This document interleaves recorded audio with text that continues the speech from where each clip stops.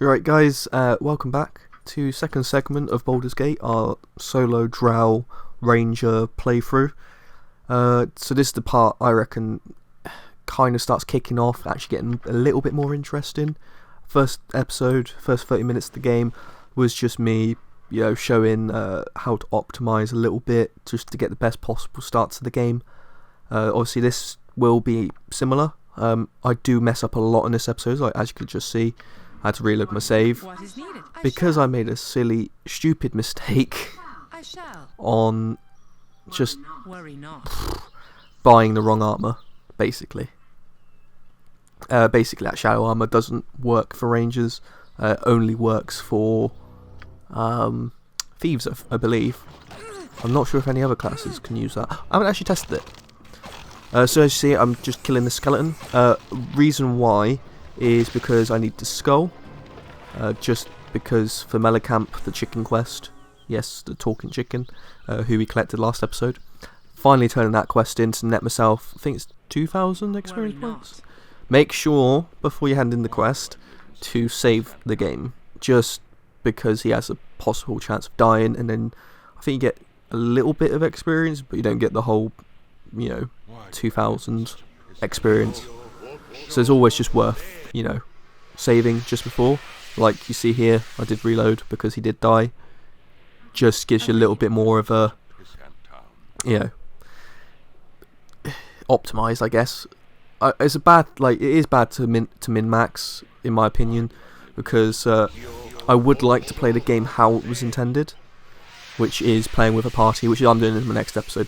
But you'll still see in the next episode, in the other playthrough, that I still followed the min-maxing sort of style of playing, just not to the extent of this character, where, as you see, I've got stupid amounts of money, copious amounts of money, and yeah, character's extremely powerful already.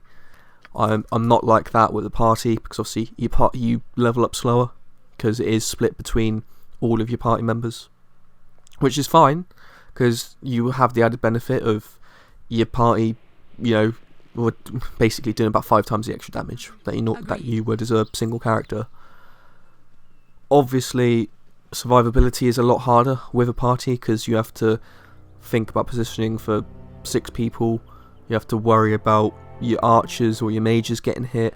And one of the things I like to make my mages ranged characters, just because it stops them running in with a stupid quarterstaff and then them having like 8 HP nearer, getting absolutely wrecked and just dying straight away within one shot.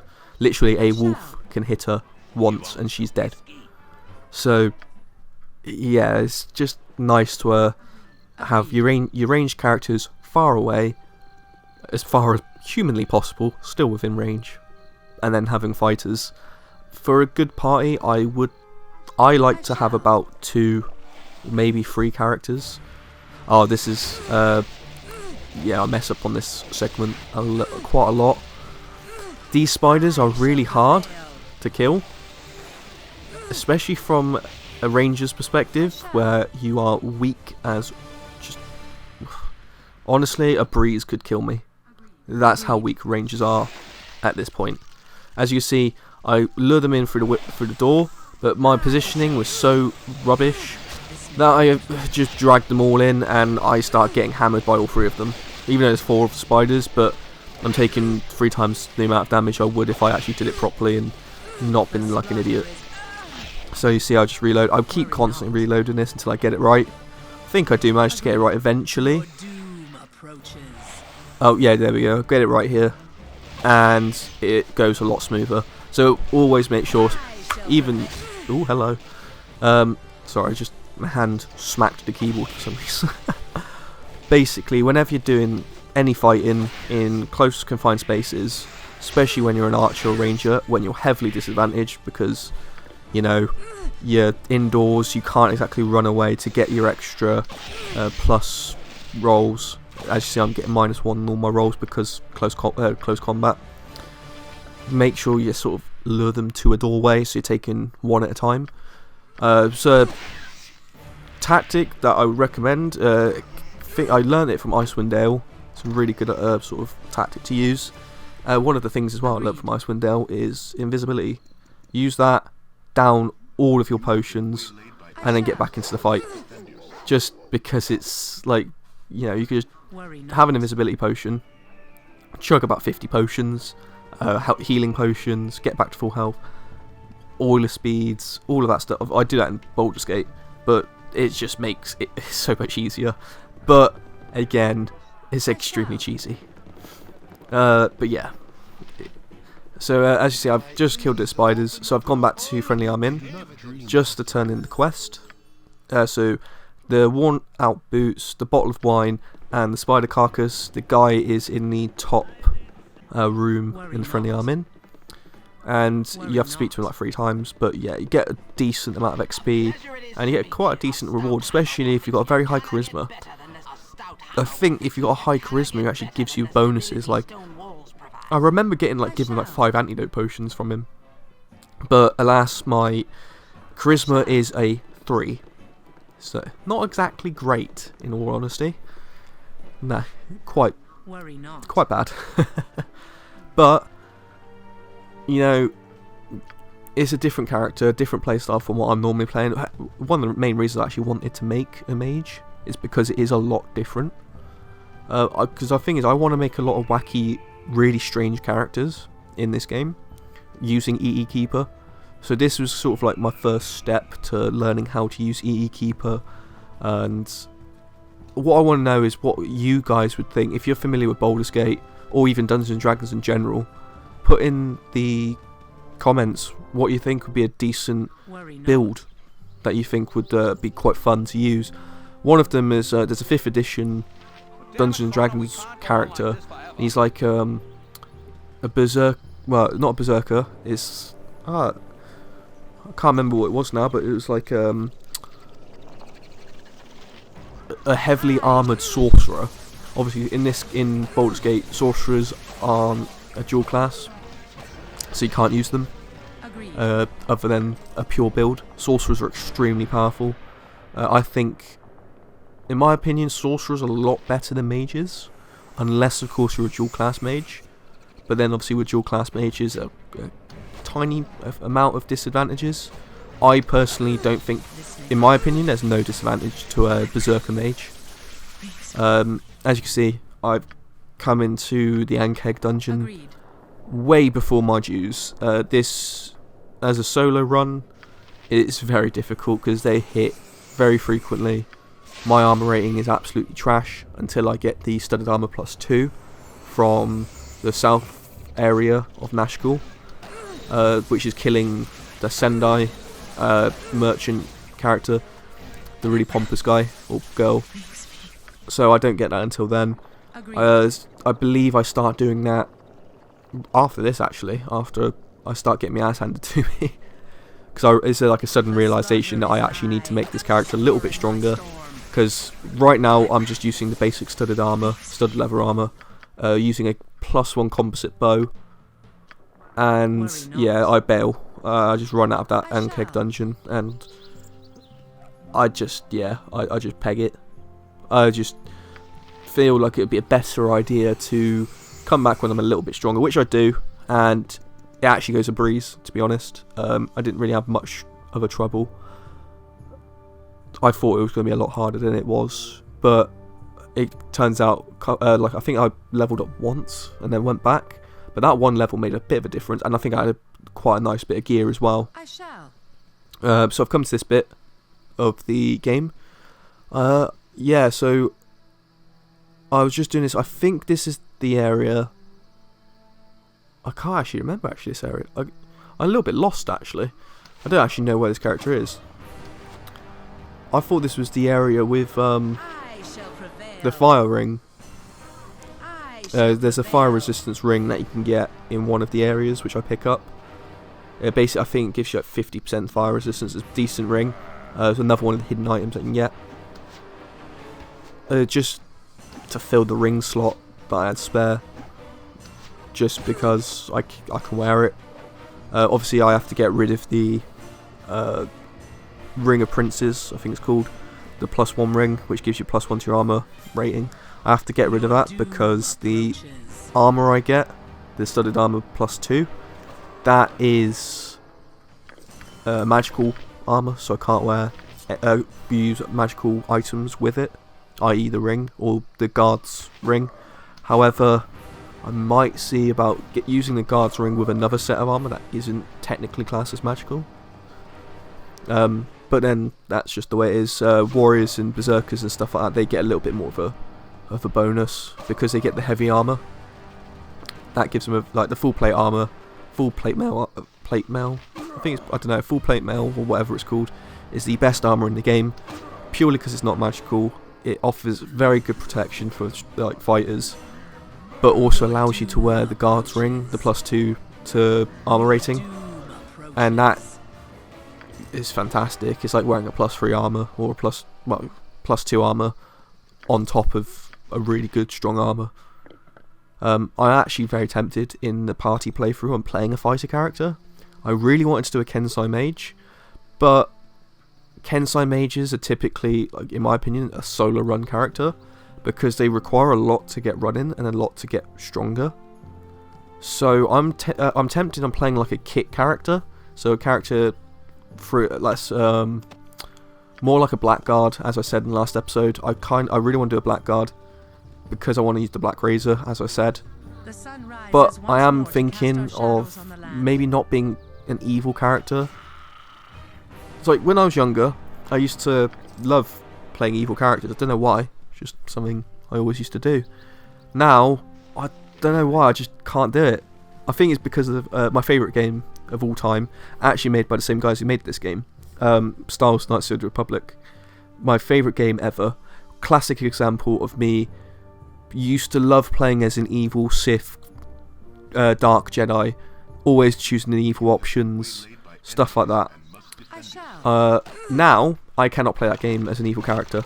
I hate playing it as an evil character, mainly because of Revan. He's my favourite Sith, Jedi, Grey Jedi, whatever you call him, whatever he classifies as.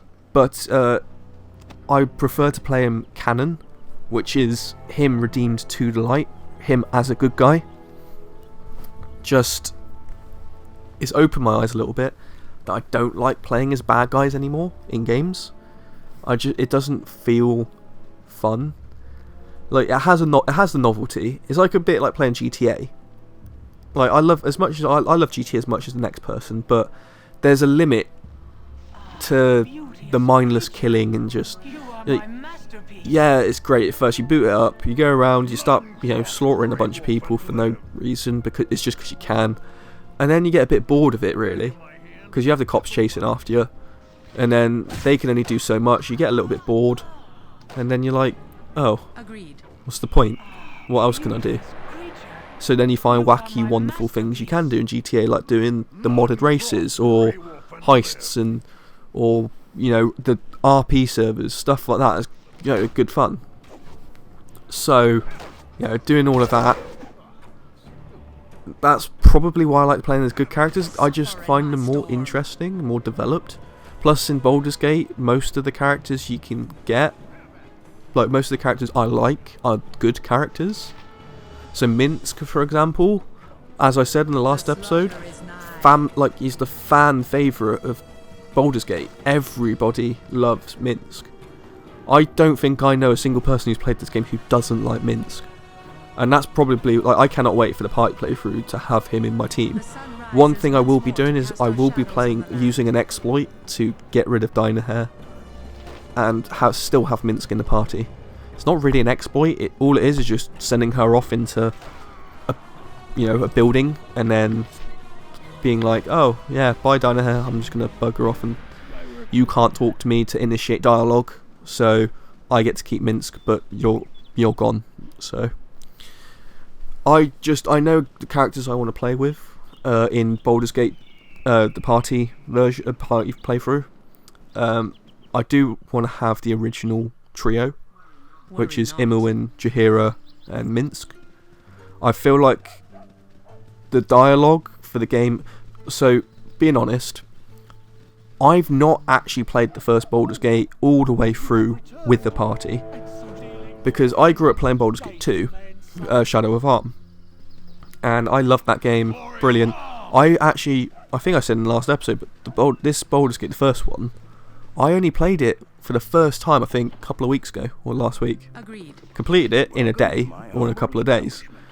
I absolutely love this game, and it's fantastic. And, actually learning the backstory behind Shadow of Arm, behind, John the Rennicus, because of Siege of Dragonspear. Now, that DLC is absolutely insane. I absolutely love Siege of Dragonspear. Again, I played that for the first time last week as well. Obviously, I want to play as a party. I think the furthest I got was I actually got to the city of Baldur's Gate. And then I was like, okay, alright, let's do some solo builds, because I played Shadow of Arm relentlessly. I was confident I know how to play solo characters. So I then ended up creating my Berserker Mage, which I said I made. And he became insanely powerful. I'm currently still finishing off Throne of Baal as him. And he is ridiculous. He one-shots dragons. It literally time stop. And then by the time stop's ended, the dragon's dead. It's honestly stupid. There's so many tactics with magic that I can use. Because he's proficient in quarterstaffs, obviously I use the Staff of the Ram, or Staff of Magi. And I can use like Tensor's transformation, and using improved haste, and just go into absolute town on people if I feel like I want to do a melee approach. It's ridiculous. Like, hardly any character stands a chance. Even the last boss battle with Rennicus, I just froze time, skull trapped everything, used a bit of the Horrid Wilting spell. Everything melted. Obviously, bar Rennicus, because him in his Slayer form, he has to like teleport around a little bit before you can actually eventually kill him. So then I just popped Tensor's transformation and just started going to town on him with a couple of summons and me with my staff smacking away at him. So yeah, it was good fun. I'm currently, as I said, doing Throne of Baal. I never completed Throne of Baal. Strangely enough, I was too busy wrapped up playing Shadow of Arm for my entire life, trying to do every single little thing in that game, because I liked everything about the game. But even I said it when I was in the last episode, I was a kid, I was a lot younger, and the game is brutally hard, and I wasn't min-maxing. Now, even min-maxing in this game, as a solo character min-maxing, I still find parts of it difficult, because I'm not a good Baldur's Gate player. Like, there's plenty of YouTubers out there who play Baldur's Gate. One of my favourite YouTubers who plays Baldur's Gate is a guy called Fusradamus, and I actually learnt a lot about Baldur's Gate from actually watching his playthrough. My Berserker Mage was based on his Berserker Mage, his playthrough. And I learnt a lot in the past, about a month since COVID started, watching him and playing Baldur's Gate. Because before, I was playing Skyrim constantly, and Skyrim again loses its novelty over time. Now, one of my favourite games of all time, but it does lose its novelty because there's only a certain amount of things that you can do, a certain amount of mods that you can install to have fun. But I'm also the type of guy I will make a character, have fun with that character for about an hour, 2 hours, whatever. And the thing is, I spend about 3 hours downloading mods for that character, and then actually play with that character for about 2 hours, and then I'll get bored, and while I'm playing, I won't get bored, but while I'm playing, I'll come up with another build idea that's completely different to that character I'm playing, and then I'll get so invested in that new idea that I've come up with that I get bored of playing that character, or I get impatient, and then I start wanting to make that new character, that new build. Like, for example, I was playing a character which I thought was so cool as an idea, and it was a Valkyrie. And because there was a really awesome armor mod by Zero Frost on Skyrim. Playing that, saw the mod, downloaded it, just playing that character, and used Thunderchild, all of Enight's. And I don't know what his name is. The guy who does like Ordinator, Perk Overhaul, all of those mods. Downloaded everything that he does, like Thunderchild, and Thunderchild's the main point of that build, and she just walks around Stormcall, and then completely wrecks everything. My two main shouts was Call Load of Ing and Stormcall, and because of Ornator's perk overhaul as well, you just absolutely wrecked everything, because your dragon shouts like 3 seconds long, and you have Stormcall, which you can call twice and have it deal double damage. She was really strong, really powerful, and obviously she's a warrior, so sword and shield, heavy armor, so very tanky, very, very strong. So I then get a little bit bored. I downloaded a load of mods to make it harder, and then playing through the character on a hard difficulty, I then start coming up with an idea which I've only seen one person on YouTube do, and that was a Chronomancer character. So basically stopping time, and then doing lots of wacky, wonderful things, which was for me actually influenced by Baldur's Gate, because obviously a time stop spell. So the idea was I create a character who can stop time and then cast loads and loads of spells from different angles, lots of AoE effects. You can do your master spell effects and just have an absolute blast. Only problem is I made that character, it was a lot of fun, but it made the game far too easy, because you just stopped time and every battle was just the same. A little bit like Baldur's Gate, to be honest, but the difference with Baldur's Gate is not everything is the same per se, because you can still stop time and then still get completely wrecked by a character. Like the Irenicus fight, for example, I did time stop, but because he had absolute immunity on, I can actually do any of my combos, because Spell Strike doesn't work on absolute immunity. So I literally had to play very passively in that fight, where I had to play putting all of my buffs on, waiting out his absolute immunity shield, which doesn't last long, and then eventually just beating him down with a stick, which was my staff.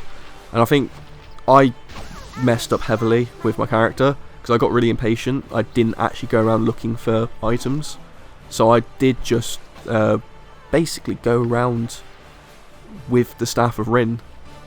I should have had the Staff of Magi, but I didn't, because I was an idiot. Just got lazy. I just thought, oh yeah, my character's so overpowered, I don't need to go for the second best staff in the game. The best staff being Staff of the Ram, in my opinion.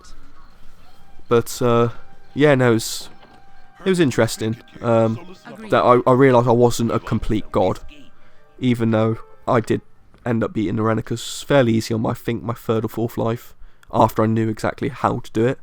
Which, one of the reasons I like about Baldur's Gate is there's a lot of strategy.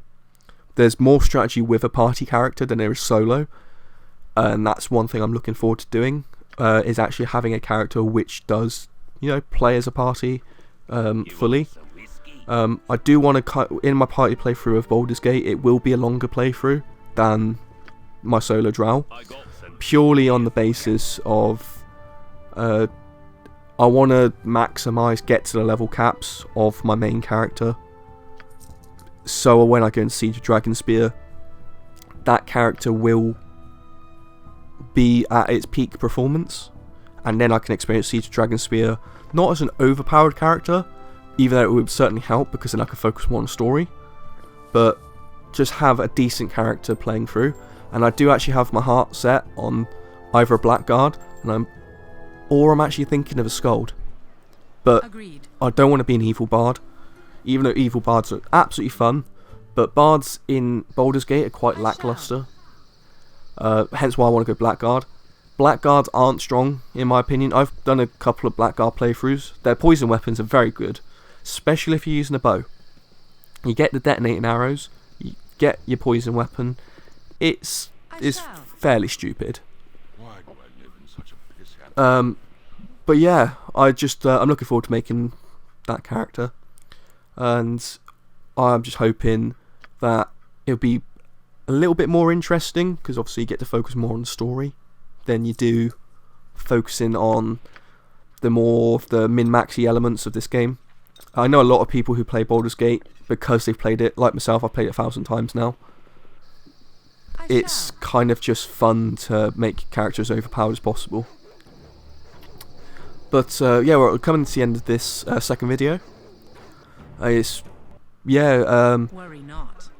As you see, I'm going just going to save in Baragost. So it's end of the second segment.